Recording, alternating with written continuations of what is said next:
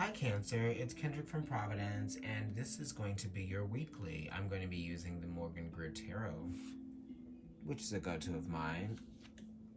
The Hanged Man. So Cancer, esoterically, you're ruled by Neptune, which is the Hanged Man, but the moon is also veiling Neptune. So this is about, illusion, hidden things, you know, things that are kind of like brought up that might be a little bit uncomfortable. Um, this also talks about how you might be emotionally sensitive and vulnerable right now at this time, so you could be holding back on connecting with your environment in some kind of way.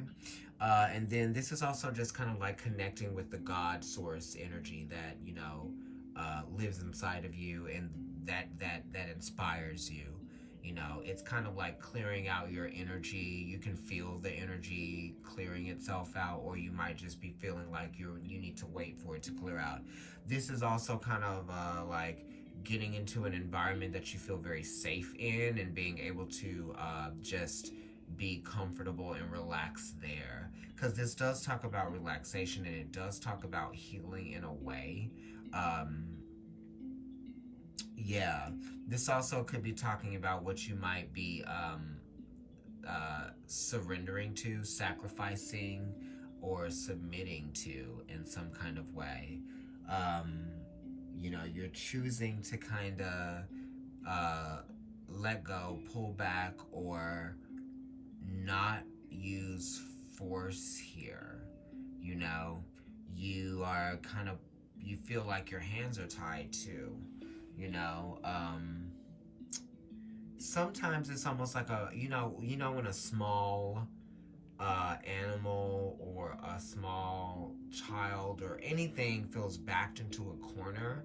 It's like that. Like the hangman for me sometimes feels like that energy of being backed in a corner and feeling a little bit nervous and not knowing like how you're going to get out of a situation or how you're going to get out of a feeling, right? So this is kind of like a situation that is stirring up a feeling inside of you.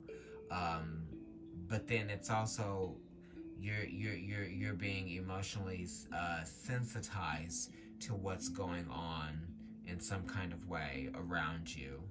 um, and it does talk about holding back because of fear sometime.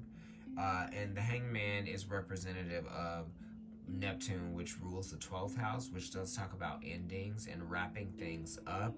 So you could be like not feeling as inspired to package something, or to package something beautifully, or to put on something. It's like you're not willing to share a certain part of yourself or a certain aspect of yourself right now, because you feel like it's reserved. So something is reserved right now, with this hanged man energy. Okay. Almost like strategically being conservative, you know? Consort. It's like you are being your own consort at this time, and that is your strategy. Okay, so let's see what this other one is. Ooh, yes, Henny. The sun. And the sun is also sort of veiling Neptune as well. So this is talking about creativity. Okay, so now we're really getting into something. What's the environment? What are you creating within the environment? How is the environment feeding you? Right? How is it nurturing you? So that's what we're bringing focus to here. Okay? I think that Cancer, your Scorpio is your sixth house. This is where the full moon's happening for you. Wait, maybe not. Cancer, Leo, Virgo, Libra, Scorpio. It's in your fifth house, which the sun actually rules the fifth house.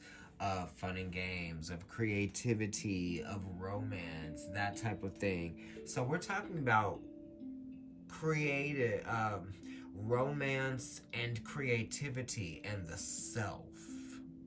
right? It's like,